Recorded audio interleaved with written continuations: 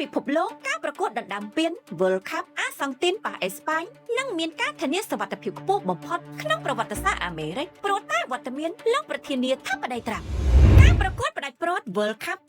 2026អាសង់ទីនប៉ះអេស្ប៉ាញនៅថ្ងៃទី19ខាងមុខនេះនឹងមានវត្តមានម្ចាស់វិមានមកទស្សនាផ្ទាល់ដល់កេលដ្ឋានតើលោកត្រាំគាំទ្រប្រទេសអាសង់ទីនឬអេស្ប៉ាញតើប្រទេសណានឹងឈ្នះពានរង្វាន់បាល់ទាត់កម្រិតពិភពលោកលើកនេះសេបតាវិមានបានប្រកាសជាផ្លូវការថាលោកប្រធានាធិបតីនឹងចូលរួមទស្សនាការប្រកួតដ៏កក់ក្ដៅរវាងអាសង់ទីននិងអេស្ប៉ាញនៅឯពហុកេលដ្ឋាន New York New Jersey នៅថ្ងៃអាទិត្យនេះចុងសប្តាហ៍នេះទេភ្នាក់ងារសារព័ត៌មាន Reuters បានដកស្រង់សម្ដីអ្នកនាំពាក្យសេតវិមានលោកស្រី Caroline Leavitt ដែលបានបញ្ជាក់ថាវត្តមានរបស់លោកត្រាំនឹងក្លាយជាការបិទបញ្ចប់ពានរង្វាន់បាល់ទាត់ពិភពលោកដ៏ជោគជ័យនិងមានសុវត្ថិភាពបំផុតក្នុងប្រវត្តិសាស្ត្រអាមេរិកជំនុំកំពូលរវាងអាសង់ទីននិងអេស្ប៉ាញចុងសប្តាហ៍នេះតើក្រុមណាជាម្ចាស់ជើងឯកពិភពលោកក្នុងរដូវកាលនៃឆ្នាំ2026នេះ